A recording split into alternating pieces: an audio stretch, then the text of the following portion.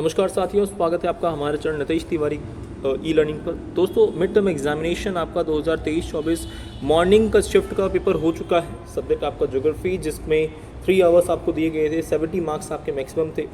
Division कुल question आपके 30 थे, जिसको 5 प्रकारों में बांट दिया जाता है। यही पैटर्न लगभग चला आ रहा है। और 1 से लेकर 17 तक आपके बहुविकल्प थे, मल्टीपल चॉइस क्वेश्चन थे। बाकी 18 और 19 थोड़ा सा स्रोत आधारित थे, उसी में से देख के बताना था। 20 से लेकर 23 तक आपके लघु उत्तरीय 3 नंबर के प्रश्न थे। बाकी आपके 24 से 28 5 नंबर वाले जो क्वेश्चन हैं उनकी बात करेंगे, बाकी मैप पर। ठीक है, तो अगर आप चैनल पर नए हैं, चैनल को सब्सक्राइब कर लें, बेल आइकन को दबा दें। अगर आपका पेपर खराब भी गया है मॉर्निंग शिफ्ट, कोई बात नहीं, आप चाहते हैं फाइनल टर्म की अच्छे से तैयारी करना, तो हमारे चैनल के साथ बने रहें। चैनल को सब्सक्राइब कर लें और शेयर करें वीडियोस को, आपको बहुत बढ़िया कंटेंट मिलने वाला है। ठीक है, चलिए पहले क्वेश्चन की बात करते हैं। तो निम्नलिखित कथनों पर विचार कीजिए और हमको ये बताना है कि भारत का जो ये 12 में भारत की बातें की गई हैं कि फर्स्ट पॉइंट कहता है कथन कहता है कि 82 डिग्री 30 पूर्व यमोत्तर को भारत का मानक यमोत्तरा चुना गया है। ये बिल्कुल सही है, this is the right one. ठीक है, कारण कहता है कि भारत का मानक यमोत्तर 7 डिग्री 30 देशांतर के गुणांक पर चुना गया है, तो ये भी सही है। तो क्या ये दोनों की व्याख्या की जा रही है? ये जो 4 ऑप्शन है, इनमें से कौन सा सही था? तो इसका राइट आंसर हो जाएगा बी, अगर आपने लिखा, क्योंकि भाई इसकी व्याख्या कर रहा है, क्योंकि इसी डिग्री से लेकर ये हमने चुना है, तो इसका राइट आंसर बी रहेगा। जिसने लगाया वो उसका बिल्कुल सही था। सेकंड क्वेश्चन है, निम्नलिखित विचार कीजिए, वह दिए गए कोड की सहायता से हमें उचित उत्तर का चयन करना है। अरे यार, इतना ईजी है। अब राजस्थान का आपका जयपुर हो जाएगा, हमारे अंडमान निकोबार का पोर्ट ब्लेयर उसकी राजधानी है, लक्षद्वीप की राजधानी कवरत्ती है, कर्नाटक की बेंगलुरु है। तो देखिए ये पैटर्न है। अब देख लेते हैं कि सबसे बेस्ट हम कैसे चुन सकते हैं। देखिए राजस्थान का ए का देखिए कि थर्ड किस में है, तो ए का थर्ड 2 में है, मतलब इसमें है और इसमें। चलो जी, को अभी पकड़ नहीं पाए।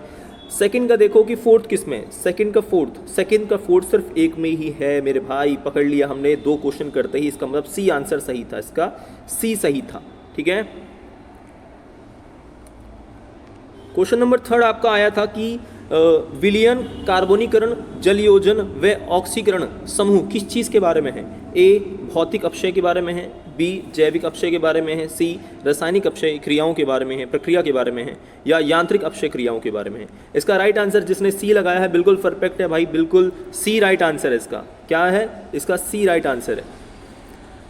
क्वेश्चन नंबर आपका है 4, जिसमें निम्नलिखित कथनों पर विचार कीजिए व दिए गए विकल्पों की सहायता से सही उत्तर का चयन कीजिए। तो पहला पॉइंट बोलता है कि देशांतर रेखाओं के मानों को ज्ञात होता है कि भारत का दक्षिण हिस्सा उष्णकटिबंध में, उत्तरी जो हिस्सा है वो उपोष्णकटिबंध में और कोष्णकटिबंध में स्थित है। ठीक है, उसके बाद यह स्थिति देश में दूसरा बोलता है कि यह देश में भू आकृति, जलवायु, मिट्टी के प्रकार तथा वनस्पति में समूह के लिए उत्तरदायी है। देखिए ये दोनों सही हैं, ये दोनों सही हैं। तो जो ऑप्शन मिल रहा है आपको दोनों सही है, तो ए इज द राइट आंसर। जिसने भी ए लगाया भाई बिल्कुल परफेक्ट, ए इसका राइट है।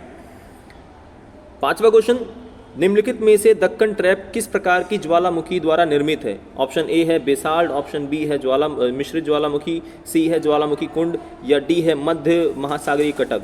इसका राइट आंसर ए, जिसने ए लगाया है बेसाल्ट प्रवाह से, उसका बिल्कुल सही हो जाएगा। क्वेश्चन नंबर 6 आपका, नीचे अपवाह प्रतिरूप जो आपका है उसकी विशेषताओं की सूची दी गई है और निम्नलिखित में से युग्म कौन सा सही है? तो आर्य कहता है कि नदियाँ किसी पर्वत से निकलकर सभी दिशाओं में बहती हैं। एक वृक्षाकार कहता है सभी दिशाओं में नदियां बहकर किसी झील में विसरती होती है। ये वृक्ष के बारे में होना चाहिए था, पर इसमें कुछ भी ऐसा नहीं है। अभिकेंद्रित प्रमुख नदियां एक दूसरे से समांतर बहती हैं और सहायक नदियां समकोण में बहती हैं। जालिनुमा में क्या होता है? पेड़ की शाखाएं, तो पेड़ की शाखा तो वृक्षावार में होनी चाहिए थी, इसका मतलब ये गलत हो गया, वृक्षावार ऑलरेडी गलत था, ये भी सही नहीं है। इसका राइट आंसर ए, इसका भी राइट आंसर ए ही रहेगा। देखिए कितने सारों का राइट आंसर अगर ए था।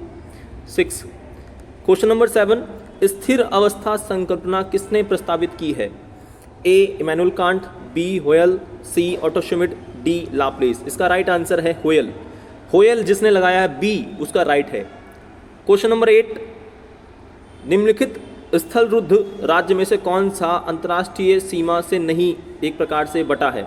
अंतर्राष्ट्रीय सीमा से आपका जो नहीं बटा है, देखिए राजस्थान तो पंजाब आपका पाकिस्तान थी तो है, और पश्चिम बंगाल आपका हो गया बांग्लादेश, मेघालय आपका बांग्लादेश, बचा कौन सा? छत्तीसगढ़, जो किसी राज्य में या किसी अंतर्राष्ट्रीय सीमा को नहीं बांटता। तो इसका राइट आंसर बी रहेगा। क्या रहेगा?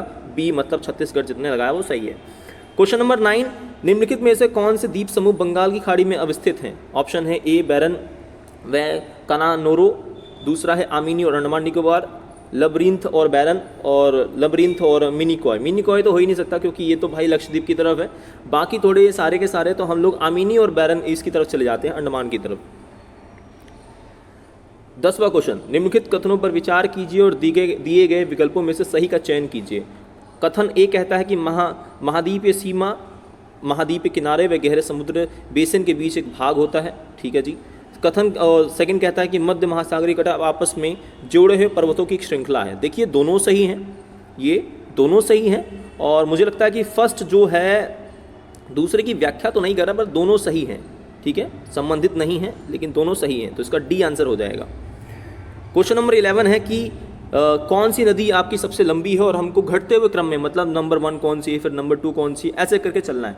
देखिए भाई नंबर 1 तो सबसे ज़्यादा आपकी है गोदावरी। अगर आपको गोदावरी के बारे में पता तो 1400 आपका 65 किलोमीटर है, ठीक है, कितना है 1465 आपकी गोदावरी है। तो गोदावरी तो फर्स्ट पे होनी चाहिए, इसका मतलब थर्ड फर्स्ट कितनों में है, 2 में है जी, तो अब तो फंस गए। तो दूसरा कौन सी है, दूसरी है 1400 किलोमीटर कृष्णा। अब कृष्णा देखो तो ये फर्स्ट होना चाहिए, गोदावरी फर्स्ट और कृष्णा सेकंड होना चाहिए। देखो कृष्णा सेकंड कितनों में है, अच्छा जी दोनों में। अब हमें तीसरी भी जाननी पड़ेगी, तो तीसरी हमारी जो है वो महानदी 900 है। महानदी कितनी है, ये 900 है, ये 900 है, तो मतलब हमारी तीसरी होनी चाहिए चौथी, तो तीसरी चौथी केवल बी में है, तो राइट आंसर इसका क्या हो जाएगा, बी। चौथी की जरूरत भी नहीं हमें, अब बी है। क्वेश्चन नंबर आपका 12। अब क्वेश्चन नंबर आपका जो 12 है इसमें बोला है कि निम्नलिखित में से हिमालय अपवाह तंत्र की विशेषता नहीं है। यह तंत्र भूगर्भिक इतिहास के एक लंबे दौर से विकसित हुआ, ए सही। प्रमुख नदियां नर्मदा तापी, डाउटफुल।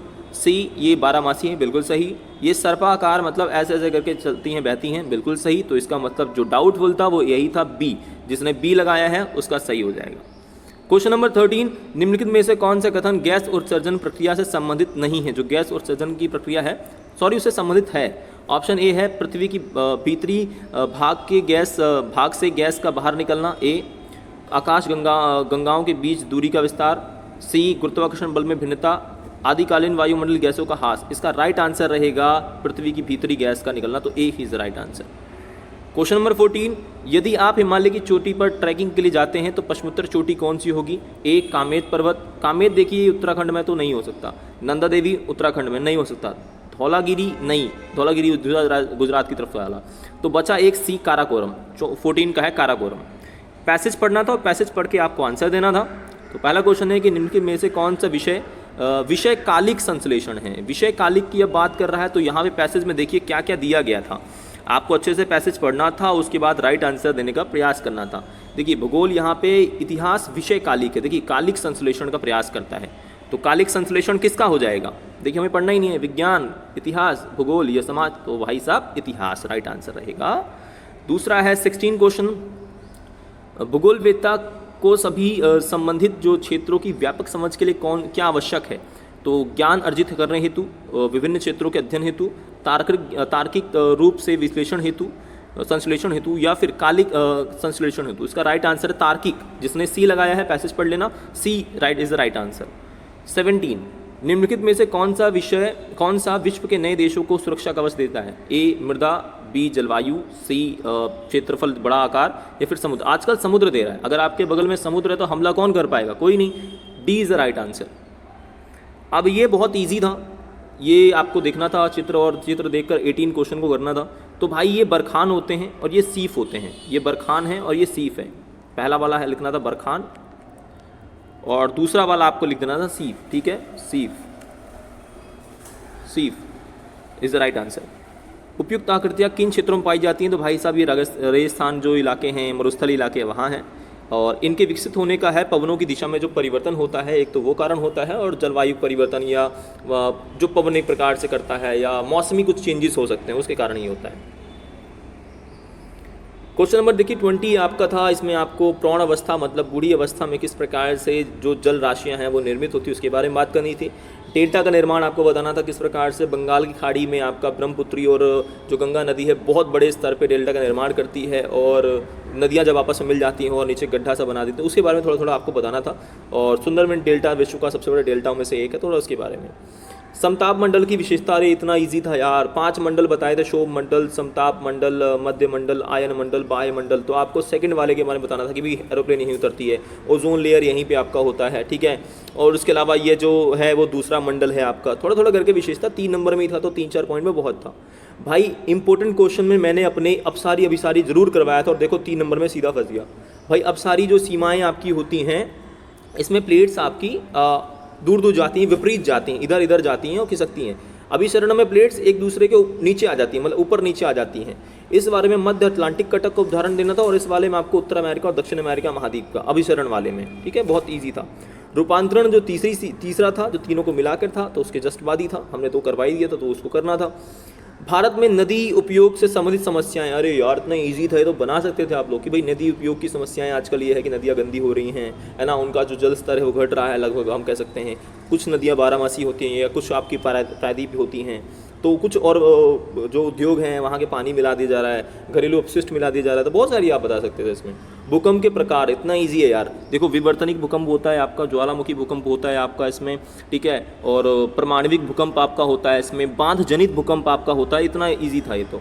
भारत की अभिस्थिति ये करवाया था मैंने, आपको सारा बताना था भारत का क्या यमोत्तर क्या है, भारत का कुल क्षेत्रफल कितना है, उत्तर से दक्षिण कितना है, ये सारा कुछ। और उसके अलावा पश्चिम में आपका अरब सागर है, पूर्व में आपका बंगाल की खाड़ी है, दक्षिण में आपका महासागर मतलब हिंद महासागर है, ये बताना था।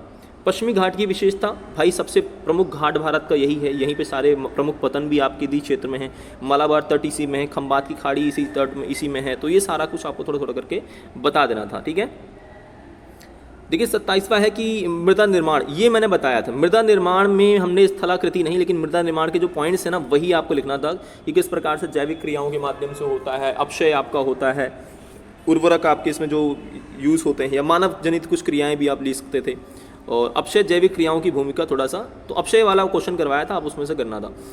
नर्मदा नदी की विशेषताएं आपको बतानी थी। नर्मदा नदी जो है आपका ये जो अमरकंटक क्षेत्र है मध्य प्रदेश का, वहाँ से निकलती है, और ये एक प्रकार से हम कह सकते हैं कि ये एक अरब सागर में गिरने वाली एकमात्र उन 2 नदियों में से एक है। उसके बाद हम कह सकते हैं कि ये 3 राज्यों में, मध्य प्रदेश में, गुजरात में और कुछ हद तक राजस्थान और महाराष्ट्र के इलाकों में भी कुछ इसका जो प्रभाव है वो देखा जा सकता है, ठीक है। तो वो और धार्मिक रूप से भी है। लेकिन आपको ये वाला करना था, बी वाला, गंगा की विशेषता। यार गंगा के बारे में बहुत कुछ है, भारत की सबसे पवित्र नदी है, 2525 किलोमीटर आपकी है, ये गंगोत्री से निकलती है जी, भागीरथी इसका नाम होता है, देवप्रयाग में मिलती है, तो और उसके बाद इसका भागीरथी अलकनंदा मिलती देवप्रयाग में, वहाँ के बाद गंगा कहलाती है, ये बंगाल की खाड़ी में गिरती है, और उसके अलावा इसकी यमुना इसकी सबसे बड़ी सहायक नदी है। तो ये सारे पॉइंट्स आपको लगभग बताने थे। अब देखिए मैप थोड़ा सा जान लेते हैं। देखो यार मैप में बहुत इजी था कि एक महाद्वीप, अब जो लोकेशन होगा, अगर एशिया का होगा तो एशिया आपको पता होगा, एशिया महाद्वीप आपका, यूरोप का, उसमें से लगा देना था। एक महासागर, ये भी इजी था, जो लोकेशन दिखा रहा है उसके अनुसार ही बता सकते हैं, ऐसे इसका आंसर हो ही नहीं सकता। हाँ, आप सारी वाले का इसका मध्य अटलांटिक कटक वाला ही है, तो मतलब जो यूरोप है ना, और यूरोप के बगल में यहाँ पे जो लोकेशन है वो ये वाला था। अब प्लेट पूछ रहा, तो मेरे ख्याल से नचका प्लेट पूछता है। अगर नचका था तो दक्षिण अमेरिका महाद्वीप जो आपका है ये यहाँ था नचका, और कोकोज उसके ऊपर था, यही पूछता ही है ज़्यादातर। और एक महाद्वीप फिर से वही, जो लोकेशन है उसके हिसाब से आंसर देना था। तो हम इंडिया वाले कर सकते हैं क्योंकि इसमें क्वेश्चन के आंसर अच्छे मिल जाते। तो पहला क्वेश्चन था कि भारत की मुख्य भूमि का दक्षिणतम, इसका कन्याकुमारी लिखना था। गारो खासी असा आपको लिखना था मेघालय में। विंध्याचल पर्वत मतलब महाराष्ट्र का जो रीजन था। खंबात की जो खाड़ी है वो गुजरात के इलाके वाले, बाहर वाले इलाके में। चंबल आपका MP। कोंकण आपका बाहर का वही के इलाका जो कि गोवा का इलाका है। और छोटा नागपुर झारखंड। तो ये सारे क्वेश्चन थे। आशा करता हूँ आपको वीडियो पसंद आई होगी। इसी के साथ दोस्तों चैनल के साथ बने रहें, और सब भाई चैनल को सब्सक्राइब कर लो और ज़्यादा से ज़्यादा वीडियो को शेयर करो।